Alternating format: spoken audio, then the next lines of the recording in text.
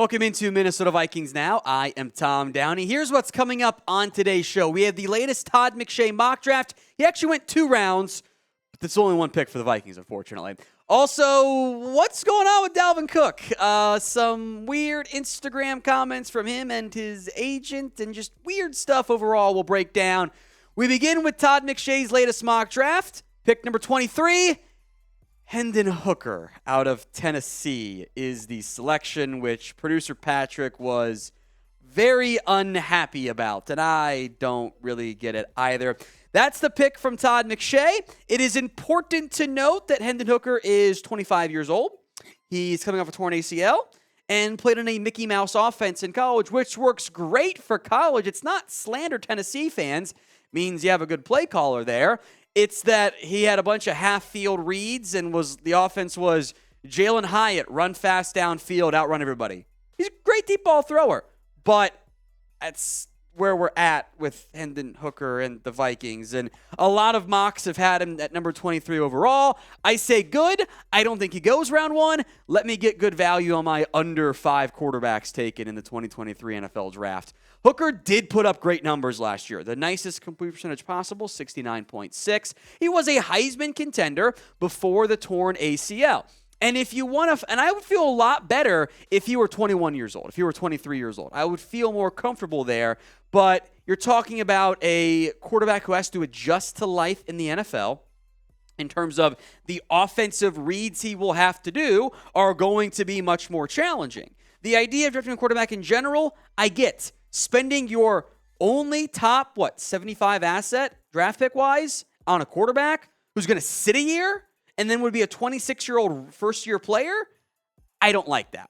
Here's what Todd McShay wrote. The Vikings have quietly been putting in some work on this quarterback class. Despite the team's 13-win season, Kirk Cousins was just 23rd in QBR at 49.9. Plus, he's 35 this summer and will be entering the final year of his deal. Sitting behind Cousins for a year to learn the pro game and fully recover from a torn ACL could be the perfect setup for Hooker, who led the nation in QBR last year before the injury, 89.5. I agree with that part. It'd be a great fit, but not in round 1. Round 3? Let's ride. Hendon Hooker's offense. I say it's a Mickey Mouse offense. This is what I'm talking about. This is the heat map. Red, more targeted than most. Blue, less targeted. You know what's not there? Anything over the middle. The offense was go balls on the outside. And that worked wonders for Tennessee. But a first-round pick on this quarterback doesn't make sense to me. I'm not trying to be anti-Hooker. You can make an argument he's better than Will Levis. I'll hear that argument. They're not that dissimilarly graded to me. But I don't want to take him in round 1. I think that's a bad idea for Minnesota. So what do you guys think? It is the pinned comment. Some more thoughts on me coming here momentarily. Would you draft Hendon Hooker at number 23? Type in D for draft or P for pass. It's the ad. If the ad break comes here on YouTube, take advantage of it. Go vote. D for draft, P for pass. I'm passing. This team is still a contender. They won 13 games, and we're trying to make this defense better.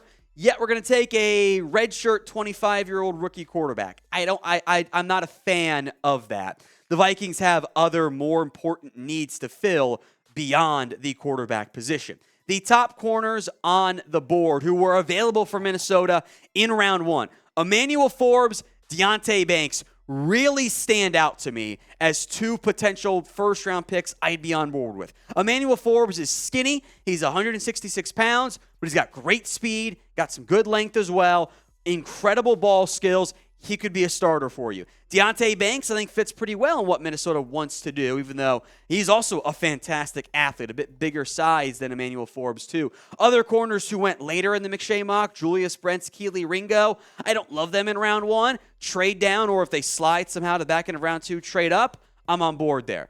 I still would have preferred that over Hendon Hooker. Its corner is too big of a need for a team light on draft capital to not figure out the position early. I don't want to just lock yourself into one position in round 1, but cornerback has to be addressed. Do we trust the Byron Murphy, a Caleb Evans, Andrew Booth trio? Maybe Andrew Booth and Murphy, but we're making a 4th-round pick. I'm not on board with that. There were corners there. That should have been, if you're going to go like receiver, okay. I think with how the board fell, corner should have been the pick for Minnesota. I think corners answer this question. What is the biggest need for the Minnesota Vikings? Sound off for me in the comment section. Single biggest need for this Minnesota Vikings team. You can get the official NFL draft hats for the Minnesota Vikings at chatsports.com/Vikings draft. Link will be in the comment section and the description of today's show. The all purple with the yellow lettering, and then the purple with lettering, purple brim, and the stone is what they call it, hat as well. Flat bills, the rounded brims as well. Get yours today while supplies last. chatsports.com/Vikings draft. Now we move to, I think latest is maybe the best word for it on Dalvin Cook, the weird stuff going on. So first, let's take a look at Dalvin Cook's most recent Instagram story. We grabbed it pretty early on. It says 2 minutes ago. Of course, it was longer than that because it's just a screenshot. It's got blank background with Vikings Pro Bowl running back Dalvin Cook, who is second in the NFL in total yards 2019. And then Dalvin adds the to be continued ... What does that mean? 2 routes to go. He's going to keep going off for Minnesota, or he's looking to get out from somewhere else, which is also still super weird from that standpoint.